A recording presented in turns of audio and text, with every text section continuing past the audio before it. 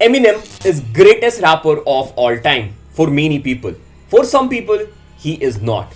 And for some people, he is trash. With Flower Boy, Eminem's last record, Revival, is absolute dog shit. The thing that's holding Eminem back is the fact that he's yet to come up with a sound, yet to come up with an enjoyable piece of music. Eminem over the last 2 decades, bruh, like, he's been the same. There has been no versatility between Eminem in 2004, to Eminem in 2020. Top 5 trash artists Number 1. of 2017. You know who I got on my list? Don't start. Eminem. Eminem was trash all year long. And the bad part about Eminem, he didn't come around to the 4th quarter. Eminem is not even the best white rapper at the moment. I'm sorry, but right now, I'm taking Jack Harlow over Eminem any day of the week. Do not mix me up with a guy who covers his cock in his locker room. And everyone's like, whoa, how does he find everything that rhymes? He doesn't, dude. If Eminem was black, he would be the Muhammad Ali of rap. ये words राकिम ने Eminem के लिए बोले हैं. So जैसे जैसे Eminem की as बढ़ती जा रही है, उनकी क्राफ्ट में जो मास्टरी है, उनकी राइम, उनकी रिदम समय के साथ साथ इंप्रूव हो रही है. But at the same time Eminem की जो पॉपुलैरिटी है और Eminem की जो म्यूजिक सेल्स है, वो टाइम के साथ साथ नीचे जा रहे हैं. सो ऐसा क्या चेंज आ गया है अब Eminem की म्यूजिक में कि लोग Eminem की म्यूजिक में पहले की तरह इंटरेस्ट नहीं दिखा रहे. सो रिसेंटली Eminem ने अपना second compilation album curtain calls 2 drop किया है. बट द क्वेश्चन इज, क्या हम ऑडियंस को इस एल्बम की जरूरत थी? ओके, सो इस वीडियो में हम कुछ थ्योरीज डिस्कस करने वाले हैं कि क्यों Eminem के जो रीसेंट म्यूजिक है या फिर Eminem के जो रीसेंट एल्बम है, उसकी इंपैक्ट Eminem के पहले की म्यूजिक या फिर पहले के एल्बम से बहुत ज्यादा कम हो चुकी है. और इसके साथ साथ हम Eminem के सेकंड कंपाइलेशन एल्बम जो हमें अभी रीसेंट देखने को मिला है, कर्टेन कॉल्स 2, हम उसके बारे में भी डिस्कस करेंगे. And you will find out why people are disappointed with this album. Okay, so again एक क्रेजी वीडियो होने वाला है, एंटरटेनिंग वीडियो होने वाला है फॉर श्योर. तुम कुछ ना कुछ सीख के जाओगे इस वीडियो से, एंटरटेन होके जाओगे. वीडियो को लास्ट तक देखना, बिल्कुल भी स्किप मत करना. वीडियो स्टार्ट करने से पहले check the song of the day. Doordarshan देखा बचपन, बसता एक और भूखे 56. मैं ऐसा नहीं था पहले, लोग अब बोले वैसा मत बन. ये सूर्यवंशी रैपर, इनका हूँ मैं फेस अब बच्चन. मीठा जहर देंगे हाजमोले के बिना वो हजम. वो करते खुद कुछ नहीं, हमको देंगे राग और रतन. मैं रैपर यो. आर्टिस्ट का नाम है सलीम शेडी और भाई का नाम जो है वो सलीम शेडी से इंस्पायर्ड लग रहा है. और गाना है खोटा पटेल.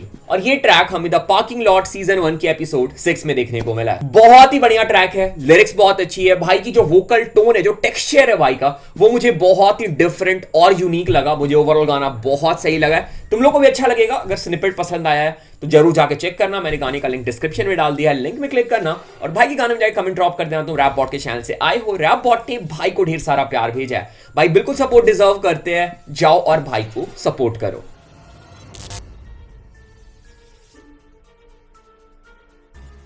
Eminem लिरिकली बहुत ही अच्छे रैपर है. उनकी जो पेन गेम है वो बहुत ही ज्यादा स्ट्रांग है. बट यहाँ पे ट्विस्ट ये है कि लिरिकली स्ट्रांग या फिर बढ़िया पेन गेम वाले रैपर हिप हॉप हिस्ट्री में बहुत सारे एग्जिस्ट कर चुके हैं. बट रेयरली ही कोई रैपर Eminem इतना पॉपुलर हो पाया या फिर Eminem के इतना सेल्स कर पाया. क्योंकि Eminem के पास लिरिकल होने के साथ साथ एक और चीज थी जो उन्हें बाकी रैपर से डिफरेंट या फिर यूनिक बनाती थी. Eminem के गानों में हमें एक थीम देखने को मिलता था.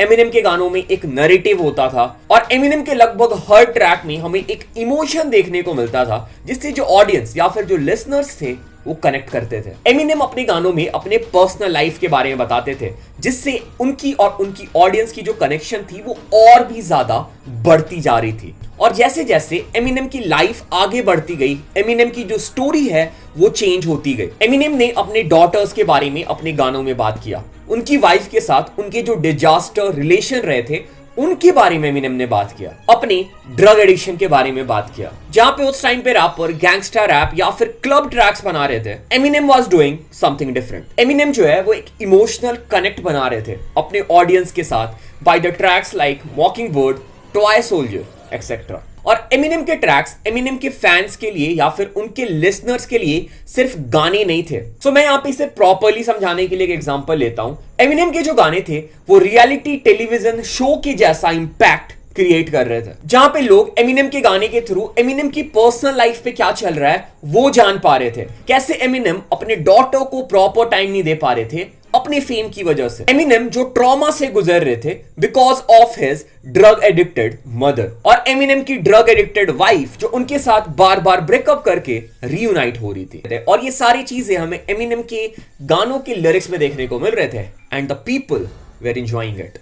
सो अगर हम तब के सिचुएशन से अभी करंट एमिनेम के सिचुएशन को कंपेयर करें तो एमिनेम की लाइफ में जो पहले टीवी रियलिटी शो वाली स्पाइस थी वो मिसिंग है, और जहां पे ड्रामा कम होता है वहां पे ऑडियंस इंटरेस्ट भी कम दिखाती है। And this may be the reason कि करेंटली ऑडियंस जो है वो एमिनेम की स्टोरी से उतनी ज्यादा इमोशनली कनेक्ट नहीं है जितना कि वो एमिनेम के पहले हाफ के करियर में हुआ करती थी, जिसकी वजह से एमिनेम की म्यूजिक में लोग जो है वो इंटरेस्ट कम दिखा रहे हैं। सो अगले थ्योरी में जाने से पहले मैं एक रिमाइंडर दे देता हूं कि ये जो बातें हैं these are not proper fact, ठीक है, कुछ हद तक सच्चाई हो सकती है बट ये थ्योरीज है तो उसी हिसाब से तुम देख लेना।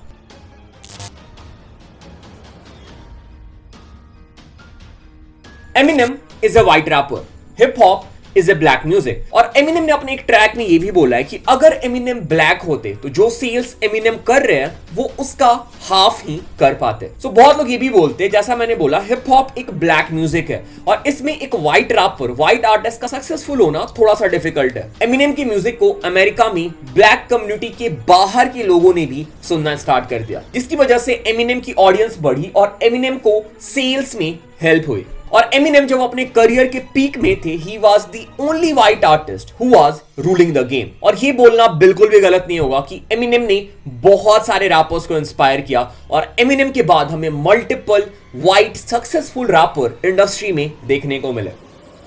और जैसे जैसे टाइम आगे बढ़ता गया लोगों का रैप म्यूजिक में जो टेस्ट था वो भी इवॉल्व होता चला गया, बट एमिनेम ने न्यू स्कूल साउंड को ज्यादा अडॉप्ट नहीं किया and he sticked to his own style. According to some critique, Eminem की जो म्यूजिक है वो थोड़ी मोनोटोनस भी साउंड करने लग गई थी। एमिनेम सेम सब्जेक्ट को बार बार अपने ट्रैक्स में रिपीट कर रहे थे, जिसकी वजह से हिप हॉप ऑडियंस की जो इंटरेस्ट है वो एमिनेम की म्यूजिक से थोड़ी कम होती जा रही थी। And this is also reason क्यों अब एमिनेम की म्यूजिक जो है वो पहली जैसी इंपैक्टफुल नहीं रही है।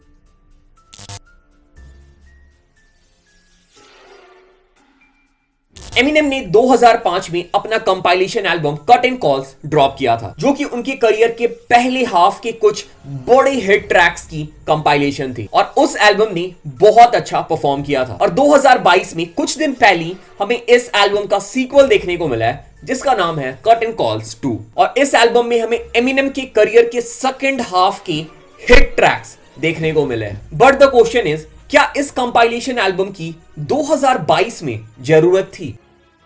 तो सबसे पहले जब ये एल्बम कवर ड्रॉप हुआ था इसको बहुत ही ज्यादा मिक्स रिव्यूज मिले थे। बहुत सारे लोगों को ये पसंद आ रहा था बट बहुत सारे लोग इस एल्बम कवर को बहुत ही ज्यादा बेसिक बुला रहे थे। और जब इस एल्बम की ट्रैक लिस्ट अनाउंस हुई तो कुछ ट्रैक्स ऐसे इस ट्रैक लिस्ट में देखने को मिले जिससे इस ट्रैक लिस्ट में देखना थोड़ा सा स्ट्रेंज था। और यहां पे एक और चीज जो थोड़ी सी स्ट्रेंज लगी रिगार्डिंग दिस एल्बम, 2005 में जब एमिनेम ने कट एंड कॉल्स निकाला था तो वो जेन्युइन था, क्योंकि उस टाइम पे लोग सीडी या फिर कैसेट्स में गाने सुनते थे और अगर किसी को एमिनेम के ग्रेटेस्ट हिट ट्रैक सुनने हैं तो उसे मल्टीपल सीडी बाई करनी पड़ेगी और उससे गाने सेलेक्ट करके हर सीडी से प्ले करके सुनना पड़ेगा, जो कि बहुत ही लेंदी टास्क बन जाता 2005 में।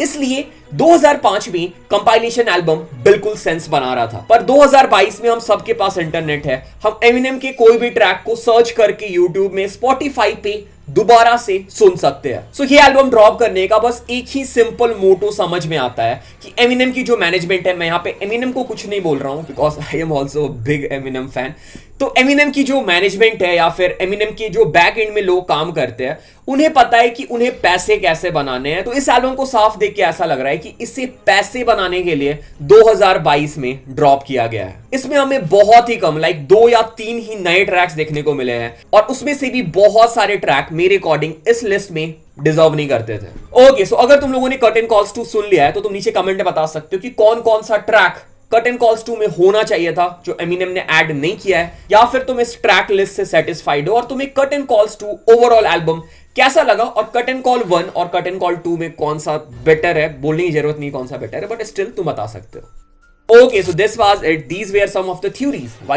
Eminem is not that impactful nowadays. तो अगर तुम इस वीडियो में कुछ सीखने को मिला, तुम एंटरटेन हुए, do let me know in the comment. अगर तुम चैनल पे पहली बार आए हो, make sure to subscribe the channel. Channel को पहले से भी देख रहे हो, अभी तक सब्सक्राइब नहीं किया, चैनल को सब्सक्राइब कर लो, अपने भाई को सपोर्ट करो। इंस्टाग्राम पे फॉलो कर सकते हो, डिस्कॉर्ड ज्वाइन कर सकते हो, ट्विटर पे फॉलो कर सकते हो, और बाकी भी लिंक है वो डिस्क्रिप्शन में, हर जगह सपोर्ट कर सकते हो। So thanks for watching the video and thanks again.